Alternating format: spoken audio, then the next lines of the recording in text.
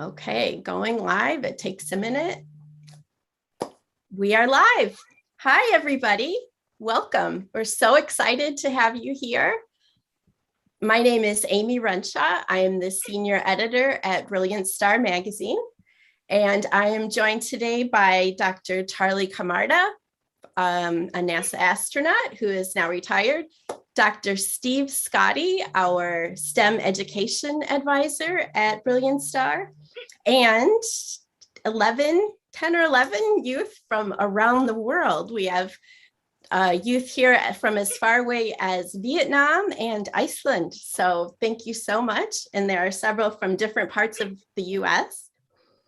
So what's going to happen today is I'm going to introduce Dr. Scotti. He will introduce Dr. Camarda. The youth will introduce themselves and share something that they love or are excited to learn about space. Then the youth will take turns asking a question, and Dr. Camarda will answer and share his wisdom and experience. After that, we're going to launch our new Space Ace video with astronaut Leland Melvin. And after that, there will be a couple of quiz questions for the youth, and 2 people who answer correctly will win a prize. So that's the plan. Thank you again. We're very excited to do our first live stream of Brilliant Star's first live stream. So I'll just introduce Dr. Scotti. Dr. Steve Scotti, as I mentioned, is Brilliant Star's STEM education advisor and a distinguished research associate at NASA Langley Research Center in Virginia. His background is in developing lighter, stronger materials for aircraft and spacecraft. And he also writes cool content for Brilliant Star Online, our website, and he answers kids' questions in our Space Ace magazine feature, and he helps us enhance our website and our STEM-related content. So we are very grateful for Steve. Go ahead, Steve, over to you. Thank you, Amy. Well, we're very happy that Dr. Charles Camarda, known to his friends as Charlie, has agreed to be on this Space Ace live stream today. Charlie has a doctorate degree in aerospace engineering, and his specialty is in hot structures for aircraft and spacecraft. I've known Charlie for almost 40 years, maybe more, maybe less. And he began his career at NASA Langley Research Center in Hampton, Virginia. And he was my supervisor when he was there. In 1996, he became an astronaut, and he flew on a mission in 2005 on the space shuttle Discovery, was it? Discovery to the International Space Station. Later in his career, he focused on developing improved ways for engineers to be creative and innovative. And he has a special interest in STEM education for kids and youth.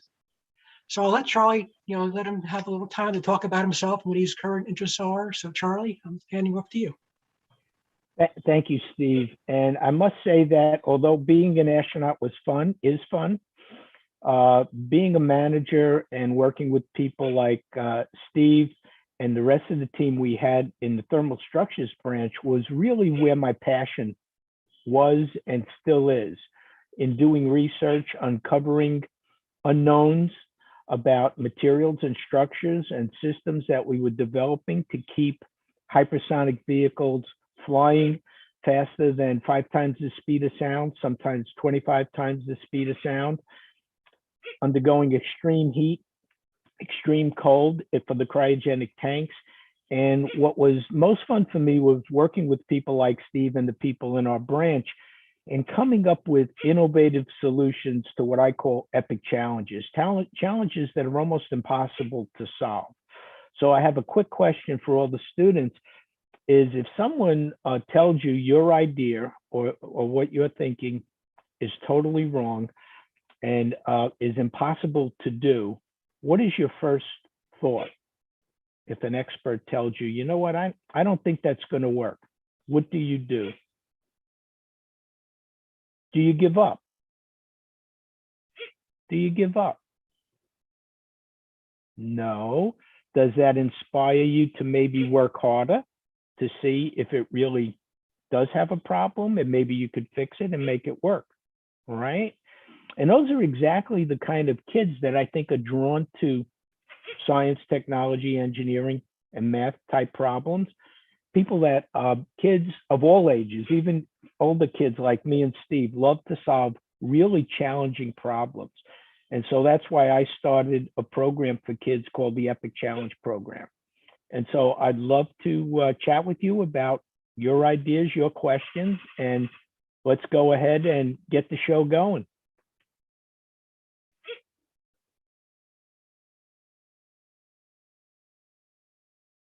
First question. Oh, you're muted, Steve. I think we're going to have the youth introduce themselves. Yeah, I apologize. I was being a good person and muting myself, but I didn't unmute. So we're going to have each of the youth just introduce themselves to start with. You know, just say their first name, maybe where they're from, what state or what country, and then maybe one thing that attracts them to science or space. And we'll just go around with the order they logged on, and then after that we'll go to the questions. So this is just a little time for the youth to introduce themselves. So I think we start with Layla. Hi, my name is Layla. I am from South Carolina, and what draws me to space is mostly space exploration. I love the idea of traveling to new planets and new environments and learning about them. Thank you, Layla. Manal, you got to mute yourself. Yes.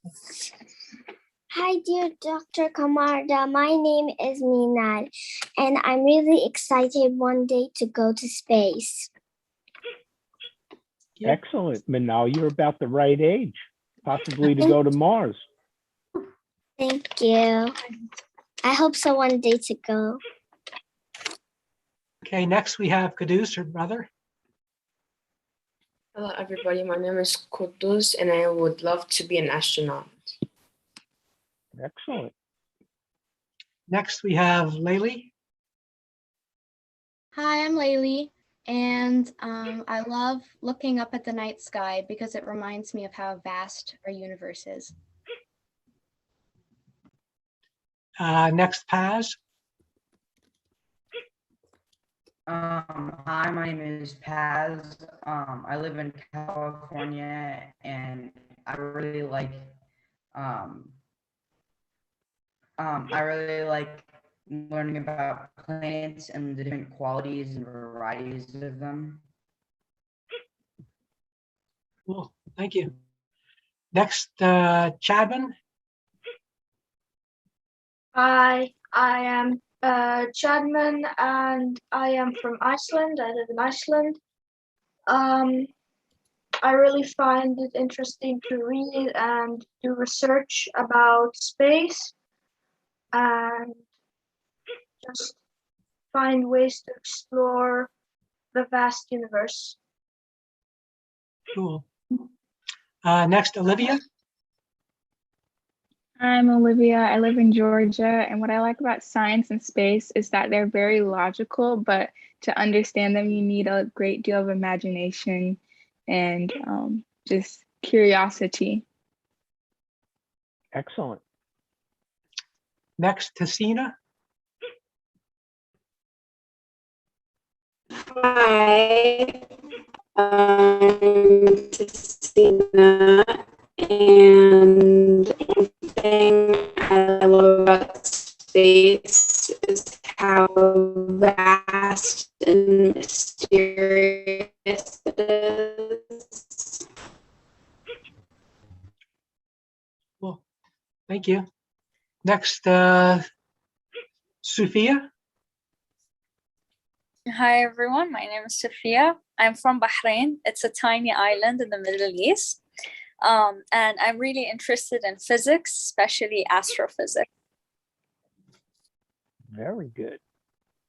And if I haven't missed anyone else, come on, Kanal. My name is Snow, and I'm from Texas, and I like space because there's so much to see and so many stars. Very hard to hear you, Kanal. It's very hard to hear you. Could you speak up into the microphone?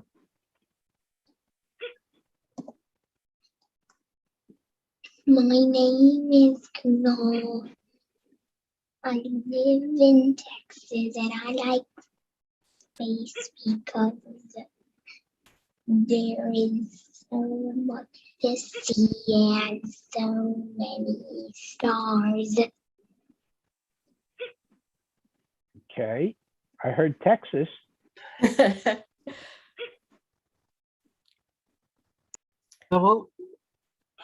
So we'll just make sure with Kanal when you speak, and then might get very close to the mic when you ask your question. Okay, thank you.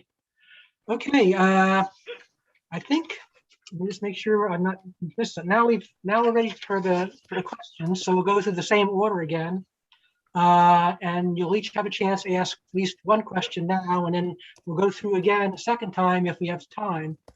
So we'll start with Layla.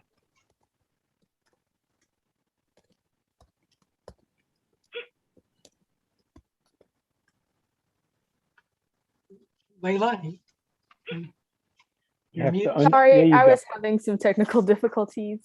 Okay. My question is, what would you say was the hardest thing about your line of work?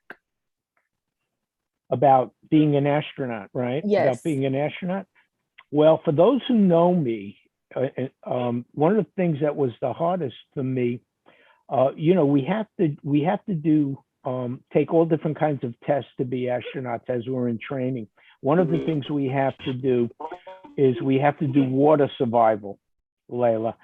And I was a very bad swimmer. And so you have to train in case you have to eject from the T-38 is a training jet that we fly in. We have 2 people in it. And if you have to bail out or jettison from that T-38, there's certain gear you have to use. You might get plunked down in the ocean. And how do you survive? And the same thing with space shuttle. You have a whole totally different set of gear. You have a bulky spacesuit.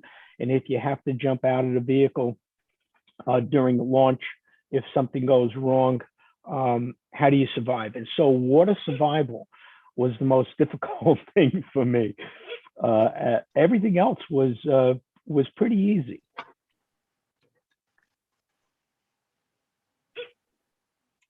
Thanks, Charlie. Are you a good swimmer, Layla? I'd say I am, just a little bit. Okay. Thank you. You're welcome. Next, Manal. My first question is, do you believe in aliens? You know, I believe, and someone talked about the vastness of space already. We're learning more and more about how vast space is and the billions and billions of planets. And we're finding more and more planets that look like Earth and look like they might have the right conditions for Earth. But it's so difficult to actually have life, right? But now that we're exploring other planets, right, we'll eventually go to Mars. Right, and we think there is water there, just like we know there's water on the surface of the moon. And so if we think there's going to be life like carbon-based life like humans or life like that on other planets, you really need water. I'm thinking we're probably going to find some signs of life someplace else. Intelligent life, I don't know if we ever will, but that's the hope. We keep searching. Thank you so much. You're welcome. Okay, next, Kudus. My question is it hard to fall asleep in space? Actually, I didn't have any problems. Some people have problems initially, you know, because when we fly up, like for instance, the International Space Station, they may be on a totally different time zone, so to speak, in space. And so sometimes you have to sleep shift so that when you dock with space station, your body is on the same, what they call circadian rhythm, right? So that when you get up to the space station, you're kind of on the same kind of time zone, right? So you can all work together as effectively as possible. I found it very easy to sleep in space. I didn't have any back problems, didn't have any problems at all. You basically have a nice little sleeping bag on space station that you snug yourself into, you keep nice and warm, and you tie it off to different points on the vehicle to make sure you're not floating around banging into things during the night. And I thought it was very, very easy to sleep. Thank you so much. Okay, next it's Laylee. My question is, now that civilians are going into space, how long do you think it will be until kids are taking field trips up there? Wow, that's a very good question, Laylee, right? I think it's great that we have commercial companies flying into space, civilians flying into space. The thing that we have to always be careful of is space is still very dangerous. Getting to space is still very dangerous. I would say the risk hasn't changed much. The risk of having a major catastrophe and maybe losing life flying into space was probably 1 in 100. So when you fly on an airplane right now, what's the probability of you having a catastrophic accident and losing your life on an airplane? It's very, very low. And so before we're able to fly children into space, I would hope that we do a very good job reducing the risks of getting to space. Unfortunately, it still is very risky. I don't think it's something I would recommend for young children at this point, but hopefully by having more and more people do this, we will learn more. By having different companies flying into space, we will probably have some accidents. We may unfortunately lose some lives, but hopefully we will become better at designing our spacecraft to make sure that it's safe for the population. Thank you.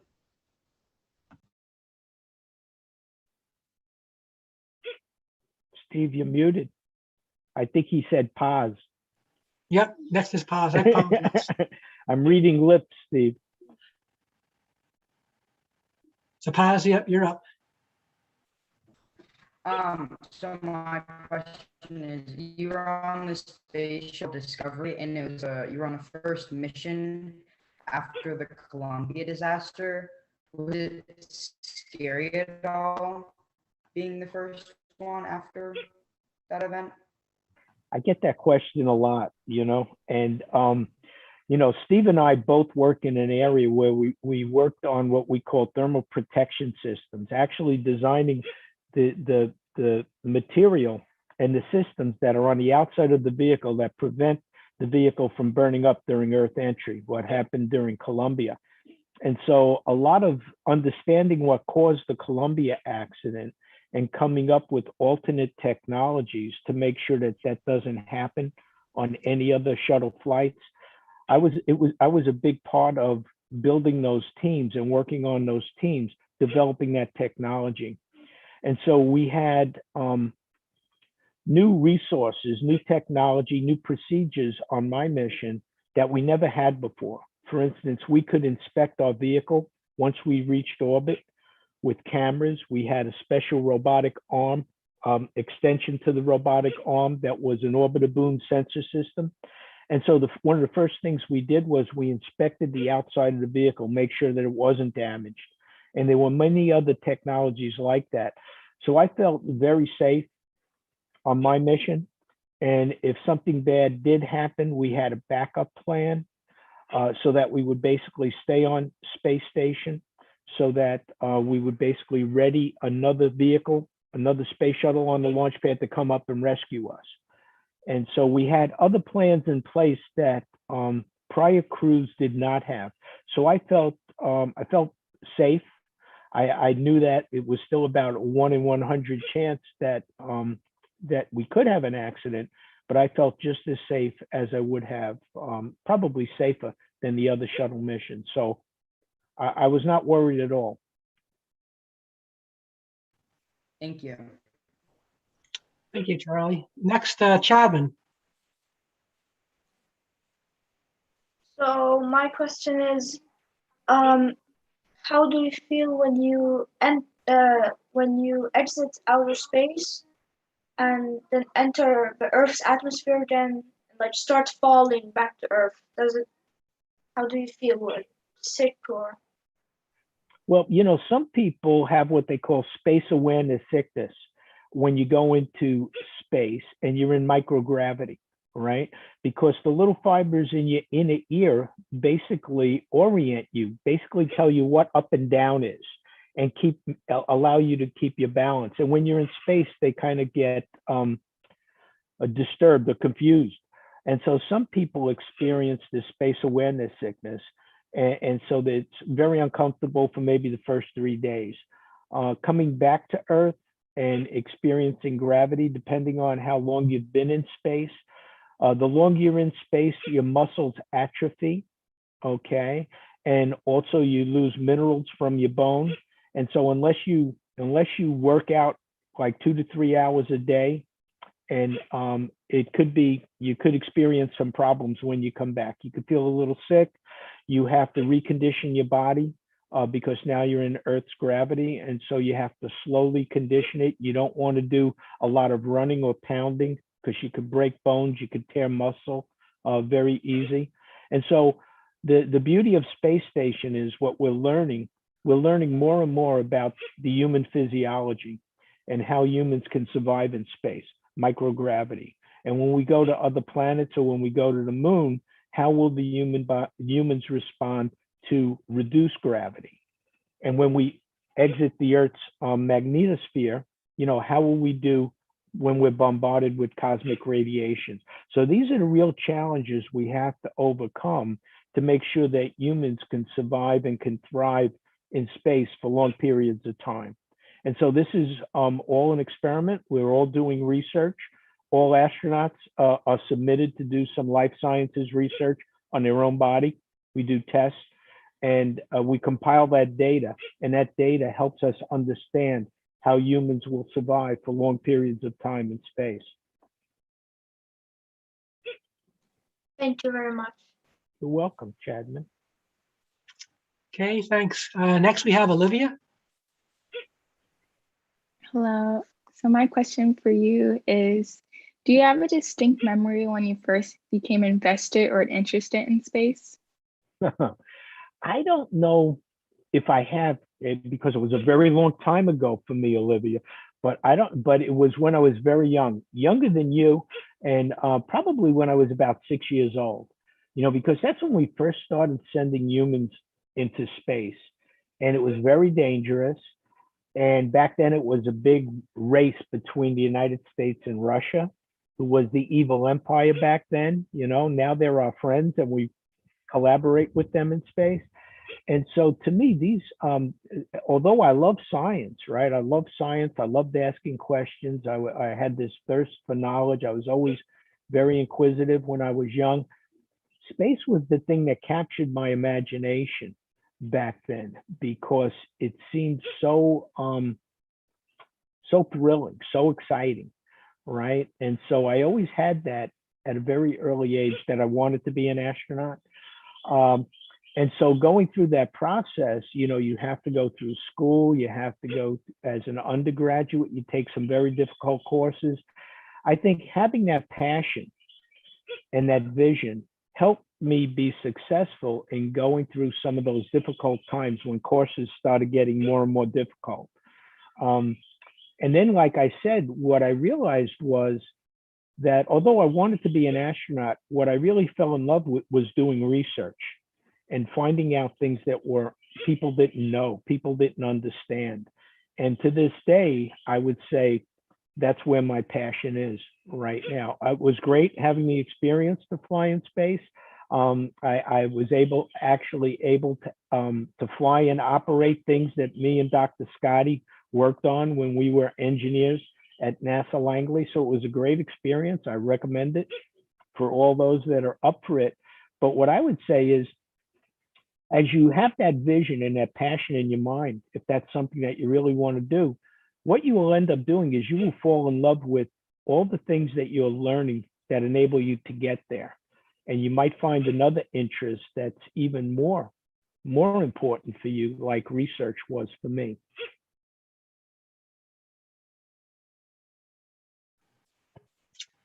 Thanks, Charlie. I think next it's Tessina. Is that right? I think so. Can you hear me?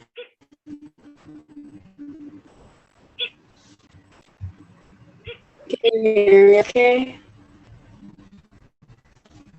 Pretty much. You're a little.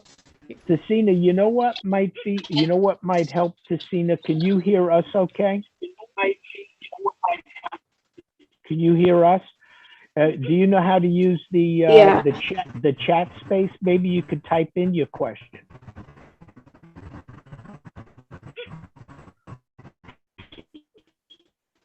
Uh-oh, did we lose Tessina? Oh, there she is. Maybe she's typing. Okay, good. There might be a little bit of a delay.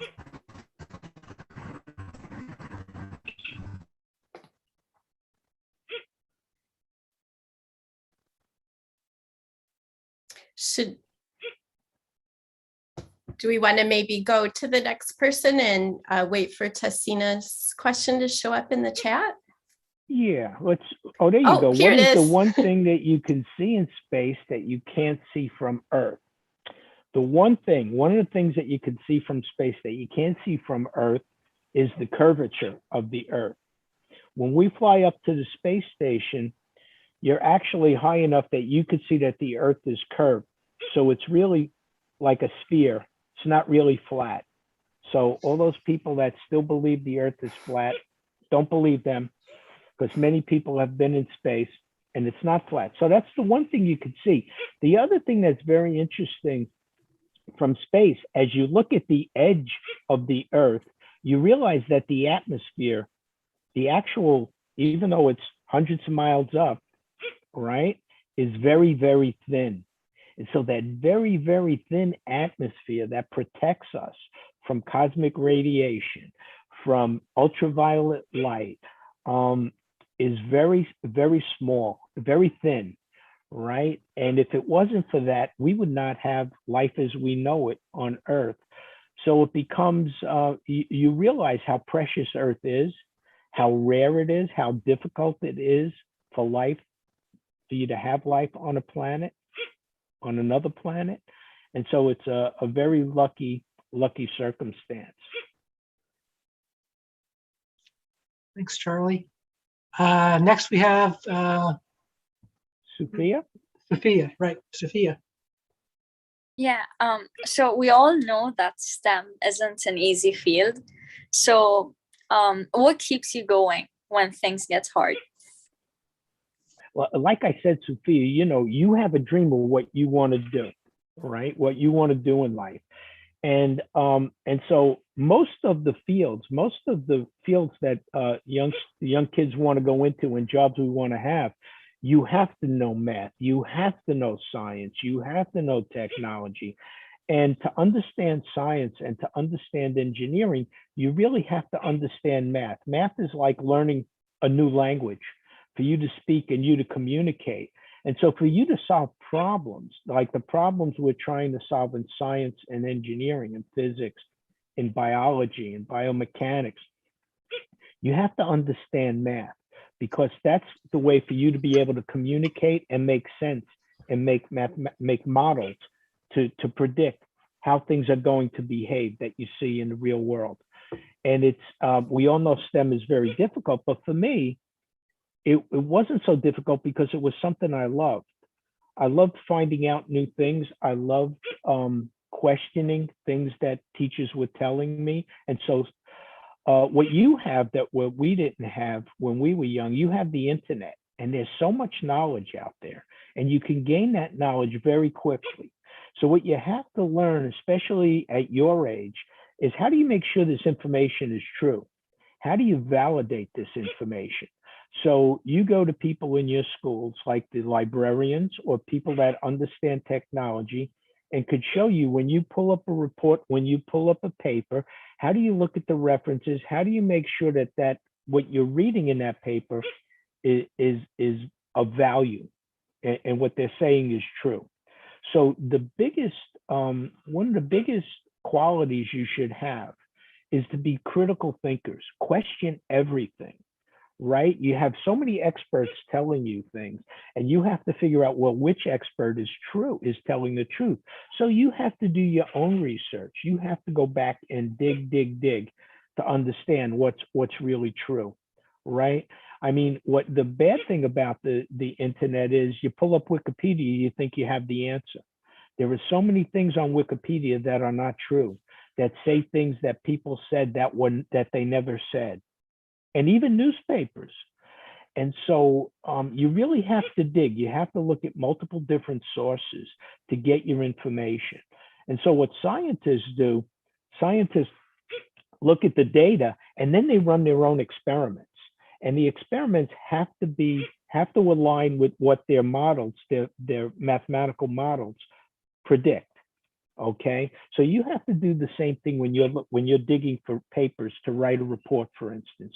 You have to make sure that your sources are very sound. I don't know if I answered your question, Sophia. I went off on a tangent. It is difficult. It is difficult, right? And so different students also learn differently, right? So if you don't get it the first time, look for other sources, whether it's a mathematical concept, maybe a teacher explains it in a way that you don't quite understand it. Go online. You have many resources online. You could go to the Khan Academy, for instance, and you have someone else explain that concept to you in a different way that might connect with your way of thinking. Okay, so if you don't get it the first time, don't give up. Thanks, Charlie. And I think the end of the first round is Kamal. Kanal, I'm sorry, Kanal. My question is, what does it feel like to float? To float in space. That's another question that we get asked a lot. And it's just like you can imagine. It's the coolest thing imaginable, just being able to float around and fall out of bed and actually not fall, but just glide across the room, right? It is really cool. It takes a little bit to get used to it, not bang into things. But it's really a neat experience because there is no up and down. And so people could sleep on the ceiling above you, right? They could be sitting above you. They could be upside down and they would not feel the blood rushing to their head because there is no up and down. You don't have the effect of gravity forcing the blood to your head. So being upside down is just as comfortable as being right side up in space. And you could do all kinds of cool tricks. And we do.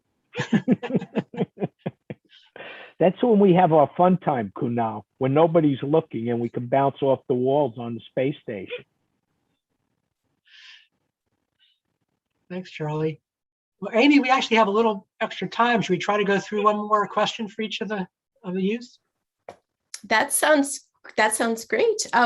We actually have one more youth joining us right now. Oh, okay. But go ahead and let's see.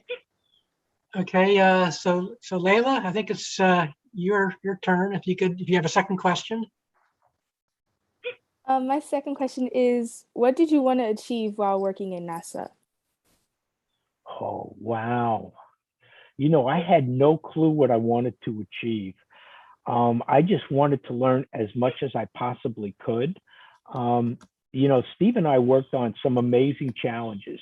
So we chose the field of hypersonics. I don't know why Steve chose that field, but I was allowed to, when I was selected to join NASA, I was allowed to pick which branch I would work in. And so the person that sold me on hypersonic structures or thermal structures was a phenomenal man named Sid Dixon. And he explained it to me, and Paul Cooper, and they told me about what a daunting challenge it was. How can we design space vehicles to take off like airplanes and fly into space. It was the epic challenge. And so I think even very young, I always wanted to do those things that were almost impossible. And so Steve and I worked years at NASA trying to design vehicles that would be safe, that would be more efficient, more effective. And throughout the course of that, we've come up with many, many really cool ideas. And so we like to think that we help contribute to the future of space travel. Matter of fact, Steve and I initiated, but Steve led a team of people that actually redesigned the launch abort system for the Orion vehicle. So the space launch system that you're going to see flying in space maybe next year, the very large rocket, right up at the tippy top, there's something called the launch abort system that basically, if there's a problem on the pad or right after flight, rockets jettison the capsule with the crew out over the ocean and they land in the ocean. But it protects them from the spaceship blowing up on the launch pad. And Steve led a team of people, a small team of people, that actually solved that problem. And he's going to actually be able to watch their idea actually fly, and maybe in the next coming years. So that's really our dream, was doing something that can help benefit people flying in space, keeping them safe.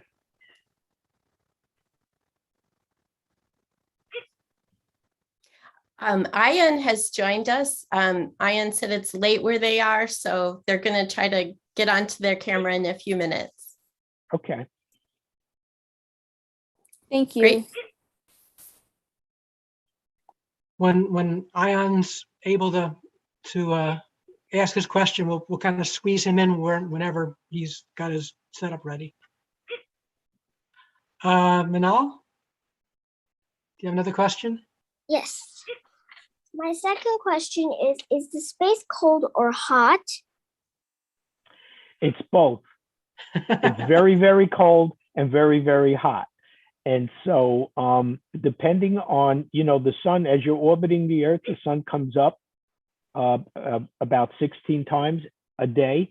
Every 90 minutes, you have a sun up and a sunrise and sunset. And if you are in the sun, it could be as hot as 200 degrees Fahrenheit. And if you're in the shade, it could be minus 200 degrees Fahrenheit. So those space suits that we wear when we're walking in space have to be able to protect us from the extreme heat and the extreme cold, same way that the spacecraft does. Thank you very much. You're welcome. I think Ayan is ready. You ready to ask a question, Ayan? Yeah, I am. Hello, everyone. Sorry, I joined kind of late. It's late here. And my question was how you were preparing mentally to it. I mean, it's not easy, fact to accept that you're going to space and you're far from your family and you never know what to expect. So how was your mental health that time? My mental health was pretty good. I had a very good time in space, but I was only up there 14 days, right? And so it's very short. You could put up with almost any annoying people as crew members for 14 days. But if you're up there for 6 months or a year, oh boy, you want to make sure that you really get along with your crew that you're going to be spending a year in space with. Of course, you miss your family, right? And so what we have now that we didn't have for the early astronauts and cosmonauts, we have video conference sessions with our families. We could have them as often as we like. When you're on space station, you basically have a computer and when you're going to have a pass where you'll be able to communicate with your family and friends around the world. So we could even call people up on their cell phones from space and have a chat with them, which is really cool. And they have videos and they have games that they bring up to keep them busy. But usually there's enough to do to keep you busy. But you're absolutely right. If we're talking about colonizing the moon and Mars and staying up there for several years, it's very important that you select the crew and you make sure the health of that crew, physical health and mental health, is spot on. because they're going to be facing some challenges. They're going to be facing some very, sometimes when they may get depressed, right? When you're in a mission and you're half into your mission, that's when you're kind of at your lowest point, and then your spirits start picking up as you get closer and closer to coming back home. Very good question, Ayan. Yeah, thank you for the answer. Okay, Caduce, do you have a question? My second question is, what country's time do you use in the International Space Station? Oh, I think we use GMT. I think we use GMT for the International Space Station.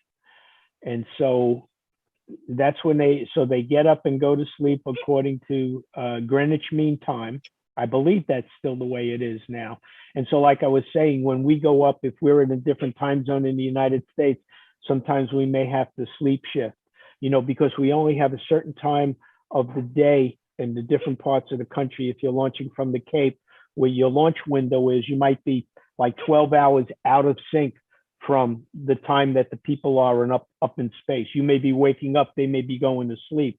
And so what they try to do is what they call sleep shift us. So basically we stay up when they're up. We have a lighted room. So it fools our circadian rhythm system in our bodies to think that we're operating on the same time zone. Thanks, Charlie. Laylee, you have another question? My second question is, knowing the expanse of the universe, how did you feel when you saw how small Earth is? Well, a lot of astronauts have what they call this overview effect, and several astronauts have written about it. Ron Garan has written about it. Other people, like, I don't know if Leland's going to talk about it in his presentation. I think he will. You kind of feel like we're just one Earth, right? And why are we fighting? Why aren't we getting along? And I think that's one of the beauties of space travel and the International Space Station is we really are one people. We're the human race. There's no exceptions, right? We're all in this together. We should all be working together to make civilization and make life here on Earth that much better. And that's really the beauty of science and space travel, is making our life on Earth better. And so, yeah, it is a small place. Some call it the blue marble, the fragile oasis, I think is what Ron Garan calls it in one of his books. Thank you. Thanks, Charlie. Paz, another question? So my second question is that International Space Station has been around for a long time. And do you think there's a replacement in the works, and what's next for space travel? I think you're absolutely right, Paz. And we've been talking about retiring it for like 5 to 10 years, right? It should have been retired, the International Space Station, and we will be retiring it soon. And so what you see is there are several commercial companies that are talking about putting up space stations for tourists to go to and spend some time in space, maybe weeks, maybe months in space. And I think it's going to be very cool. People are talking about way back when I was first started at NASA, we were talking about developing these huge facilities in space to basically generate power and boom it down.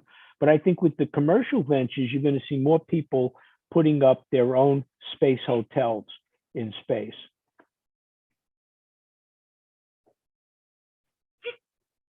I think Mike Lopez Alegria is running a company that's proposing one right now. I forget what the name of it is.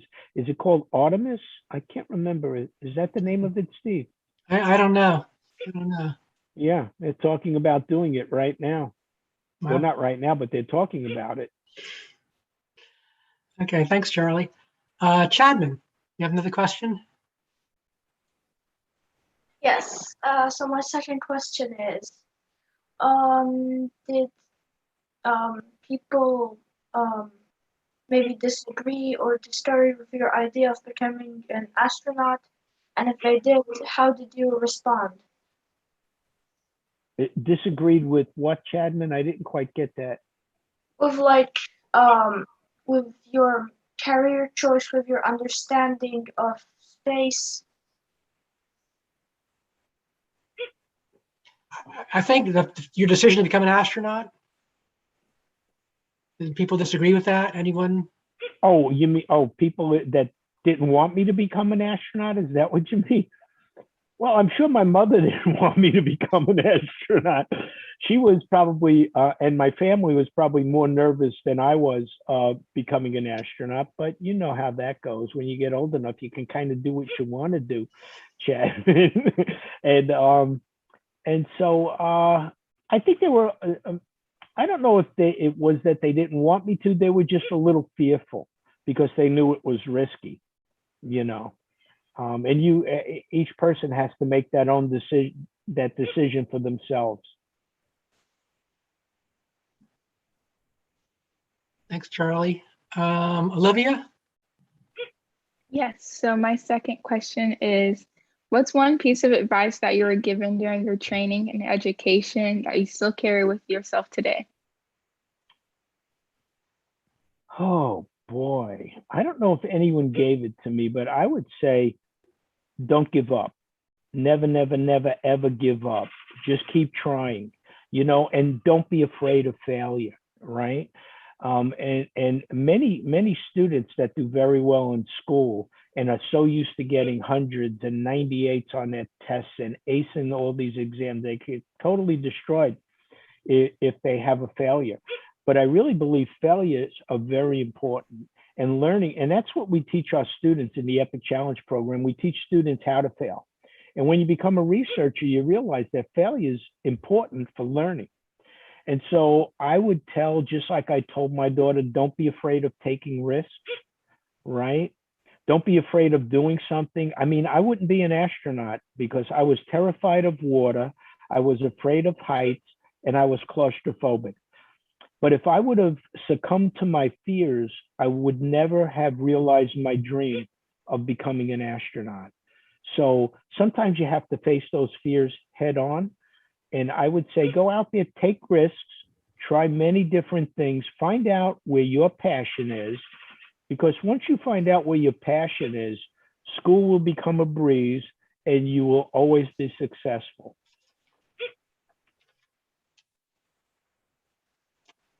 Tessina?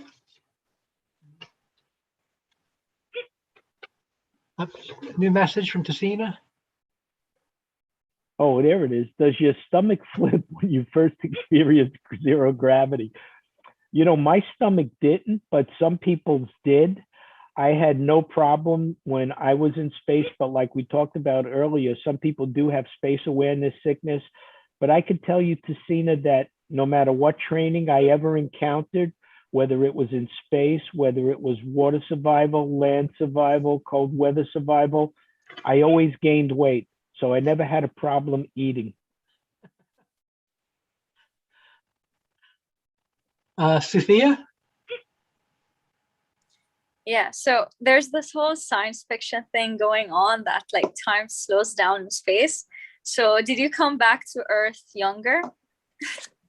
You wouldn't think so, right? You wouldn't think it to look at me. I wasn't going fast enough, Sophia.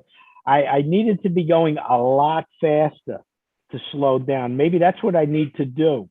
I think my only hope is to maybe go online and buy some of those anti-aging drugs.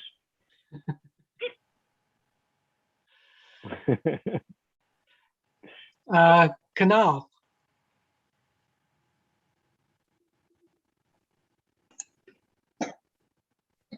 My second question is, how do you eat in space? How do you eat in space? Yeah.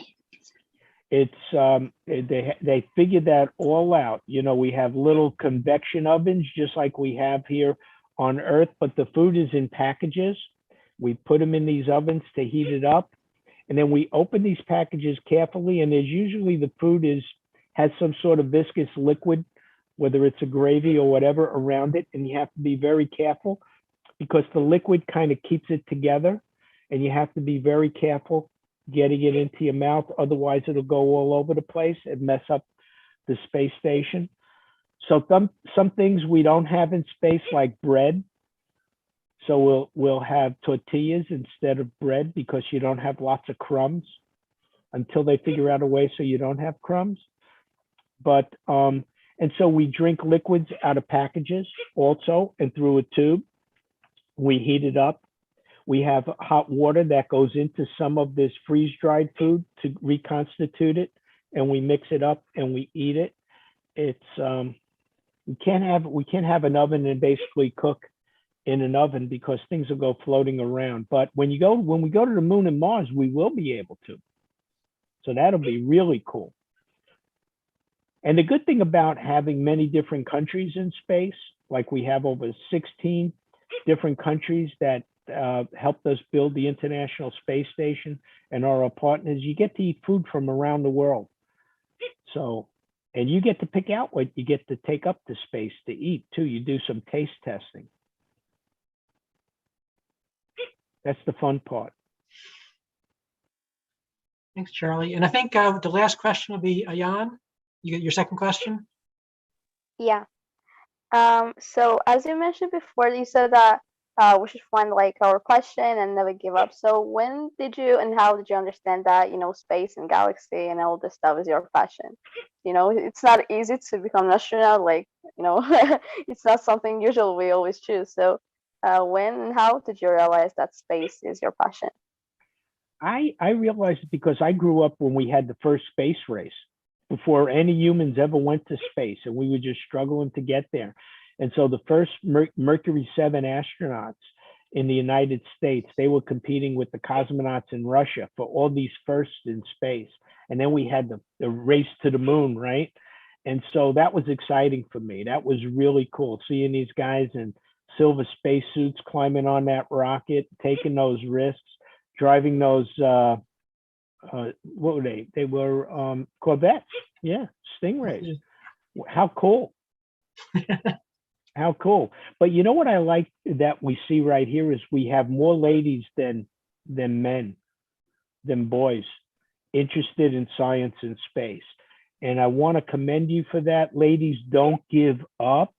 You can do this better than the guys. I flew, my commander was Eileen Collins. She is amazing. She just wrote a new book. You should get it. It's Breaking the Glass Ceiling and Reaching the Stars, I think is the title of it. Eileen Collins, amazing lady. Wendy Lawrence. Eileen was a Air Force test pilot. Wendy Lawrence flew helicopters in the Navy. And so we had two amazing ladies on our crew, and you're seeing more and more ladies in space. I think we have the Italian lady astronaut has a Barbie doll out now.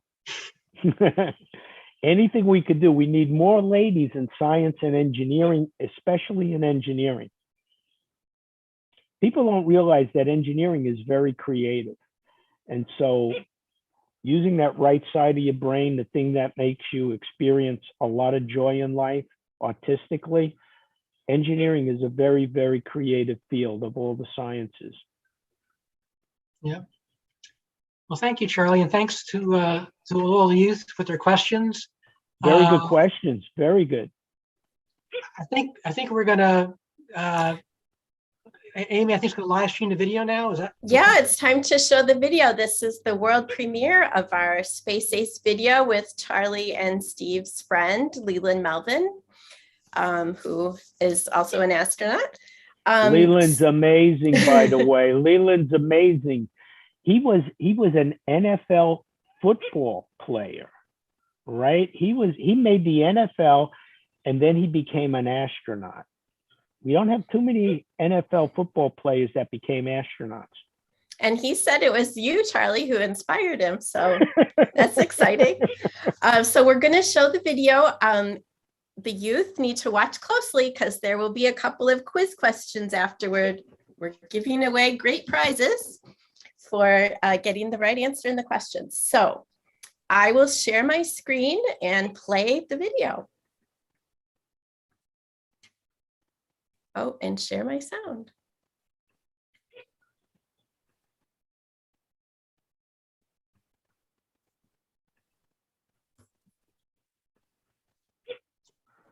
it's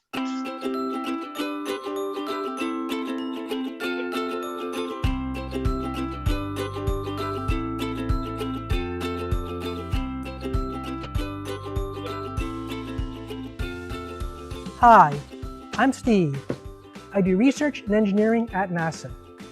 In this Space Ace video, we interview my friend, NASA astronaut Leland Melvin.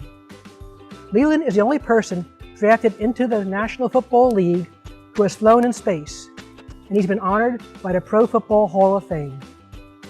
He flew 2 missions on the Space Shuttle Atlantis in 2008 and 2009, spending almost 24 days in space. He's written about his adventures in his book, Chasing Space. Check out his answers to cosmic questions that kids like you are curious about. What was most memorable about your astronaut experience? We got invited by the first female commander, Peggy Whitson. Dr. Peggy Whitson invited us over to the Russian segment to have a meal. She said, "You guys bring the rehydrated vegetables, we'll have the meat." So we're breaking bread at 17,500 miles per hour, going around the planet every 90 minutes, breaking bread where people used to fight against. We had Russians and Germans on this mission. And so there was African American, Asian American, French, German, Russian, the first female commander of the space station, breaking bread, having a meal, just like we were on planet Earth. And I would float food to Yuri's mouth, and he would float food to my mouth. And I thought about looking out the window, having this change in the perspective of how we even work and live together as human beings. This was my aha moment. This was the moment where I realized that my perspective had changed cognitively in your brain. It changed the way I wanted to interact with people when I came back home. That's called the overview effect. So all these things are going on, music, food, people used to fight against, seeing my hometown. And then 5 minutes later, we're flying over Paris, where Leo's hometown is, and Yuri from Russia is looking off to Moscow. We were connected as one family, as one human family. And I think that was the most powerful thing, that was even more powerful than all the technical stuff that we did, because it brought us together as one family, one human family. What feelings can you remember about looking down at the Earth from space? I looked back at the planet, I looked out the window, and I saw the most incredible thing. The blue water of the Caribbean. I needed new definitions of blue to describe the colors that I saw. I only had a few colors of blue in my mind. And I needed azure, indigo, turquoise, navy blue, light blue, all these colors blue that I saw, but I saw even more colors. And so it was such a beautiful moment. And then every 90 minutes we went around the planet. Every 45 minutes we saw a sunrise or a sunset. I saw places that I had never been before from space. And it was just tranquil and beautiful. And I will never forget it. What are some of the challenges of being an African American in your field of work? How did you handle them? Many times when you're coming to a new field of study or an area where maybe there's not a lot of people that look like you, as me being an African American, sometimes I was the only person. Like in my astronaut class, I was the only person that looked like me. There were 31 of us. And if you look at the picture, I was the only one in that picture that was African American. And I think when you get in a situation like that, where you don't maybe have a lot of people that are going to help you or do things for you, you have to really, go back to finding the people that support you, whether it's your family, your friends, and then find a mentor, find someone in that business, in that group, that will allow you to ask them questions like, how do I get through this problem? How do I do this? And we need more diverse people in any job, in anything that we do, especially in the astronaut corps, because the more diverse people you have, the better solutions you have. You can solve problems better when there are more people that have a different way of thinking. They maybe bring a different cultural thing to the table to solve the problem. Maybe if all the people there are the same color or the same race or the same whatever, they all think exactly the same. So they won't have a way to have a different solution that could solve the problem for that day. When I was a kid, I didn't think about becoming an astronaut. And even when I was an engineer working at NASA, I didn't think of myself as being an astronaut. But now that I see there are people like Charlie Bolden and Mae Jemison and Guy Bluford, and then Jeanette Epps and Victor Glover, who are African Americans going to space, that you see people like you know that you can do it. You lost your hearing during training as an astronaut, so you couldn't fly. What helped you get through that? And so when I got injured and lost all my hearing in a training accident in this 5 million gallon pool, I had people in my life that believed in me, that didn't give up on me, that said, you can get through this. And it was a community of people that picked me up, that kept me going. And they said, you're never gonna fly in space. And instead of me quitting and being sad and depressed and sad and everything, I just kept going. I just kept trying. Just like the little engine that could. I think I can, I think I can. And I kept going to the point where the flight surgeon, the doctor who has to approve me, he signed me a waiver to fly because I still don't have any hearing in my left ear. And so he believed in me enough, because I didn't give up, because I kept going, that he gave me a chance to do it. So whatever happens to you, if something happens, never give up.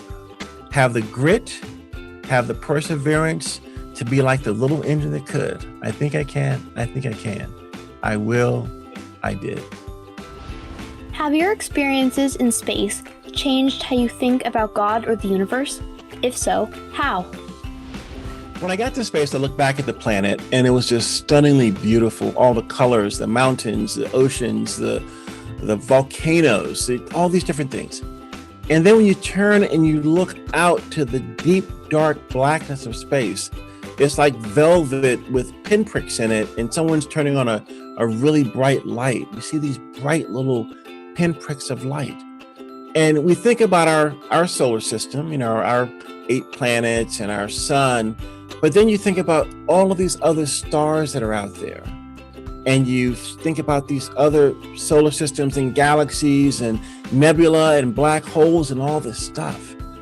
And when you think about our little planet compared to some of the other much bigger planets in our solar system, and then the magnificence and immense size of this thing that you can't even wrap your head around, it makes you think about how you got there. And it makes you think about, a more divine intervention, God, and I was blown away about how beautiful everything was and how things were made in such a way to give you this hope and inspiration of a better place one day. So it made me think more of, not celestial beings, but like the master creator of the entire universe.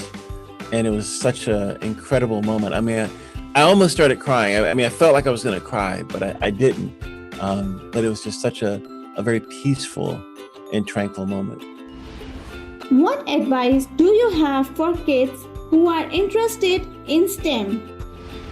For any kid growing up, wherever they are, I would tell any kid that's interested in science, technology, engineering, and mathematics to be curious, because STEM is in everything that we do.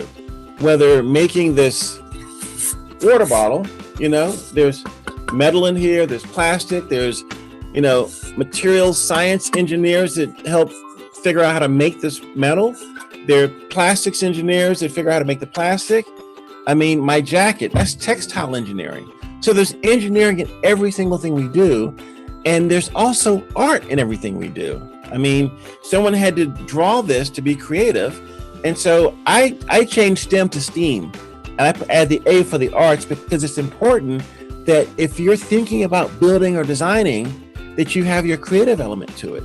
Everything that we do on the space station, if you look up here, you see the space station up there, there was an artist that had to draw the first space stations to help engineers envision what it even looked like.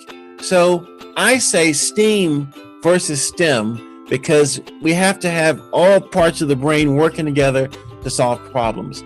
And find out what you're interested in. Look up at the night sky, turn over a rock, look at the worms under the rock, and understand how they are put together, how they're made, how our body is made, how our eyes are made, all the pieces, parts, and stay curious. And once you're curious, you will need science, you will need technology, you will need engineering, and you will need art and mathematics to solve the problems of the questions that you're asking because you're curious. Thank you for joining us for Space Ace. Until next time, happy exploring.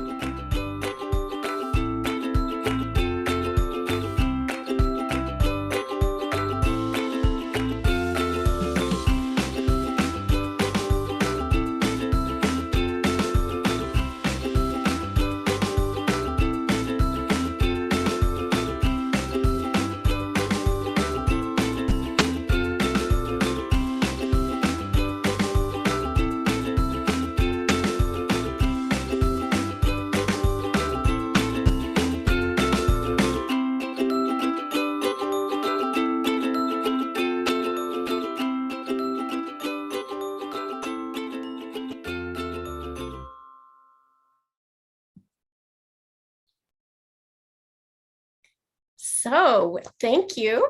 We are so grateful to Leland Melvin and to Steve for doing that video for us. Our team members, Lisa Blecker and Aaron Crater, and our friend Corbett Miner put together the video on the creative side. So we're very thankful to them for all their hard work on that. Does anybody have any thoughts about the video? What did you think of it?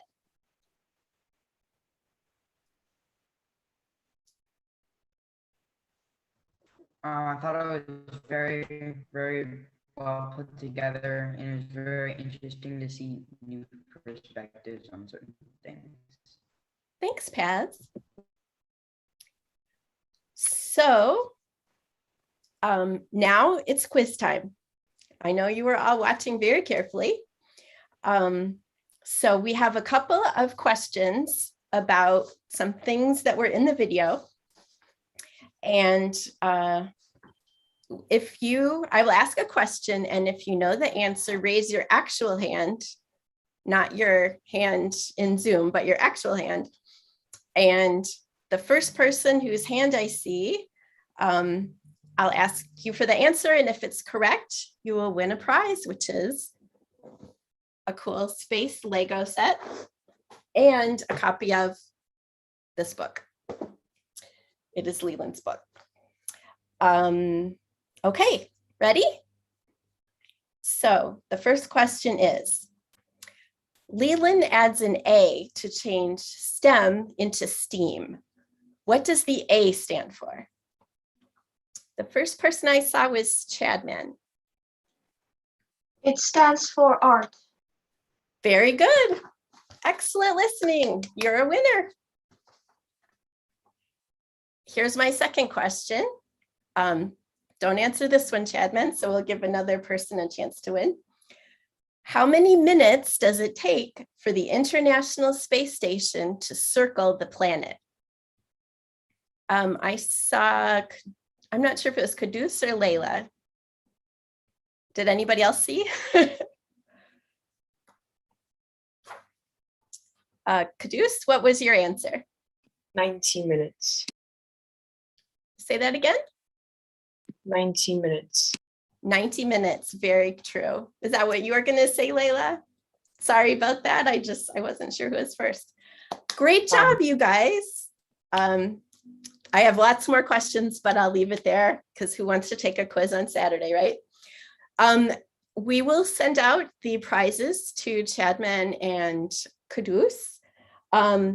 Also, because we appreciate very much everyone's participation today, we're going to send everyone a copy of Leland's book, Chasing Space, all of you, and also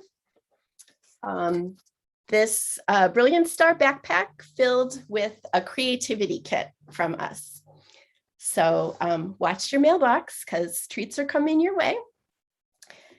And we want to thank Steve and Dr. Camarda. Thank you so much. We are so grateful for your time. I know it's even longer than you expected. So thank you so much for your time and all your great questions and answers. Great job. Thank you, Steve. Thank you, Amy. Great job, guys. And I want to let everybody know you'll be able to find this video on our YouTube channel, along with more videos, including a video with Dr. Peggy Whitson, who Leland mentioned. And also you can check the magazine and the website for Space Ace questions and answers with astronauts and more great content from Steve. And when we will put up Leland's video, just that part, also on our website, and there will be discussion questions so you can watch it with your friends and family and talk about it. So thank you so much, everybody. We're so excited that you could join us, and just don't give up, like Leland and Charlie said. Thank you very much for your time and your great questions. Thank you all the youth, and thanks to Charlie again. Really Thank appreciate you, Charlie. Thank you, everyone. Thank you so much. Thank Bye. you. And everyone on YouTube that's watching too. Happy exploring. Bye. Thank you. Thank you, everyone. Thank you very much. Bye-bye.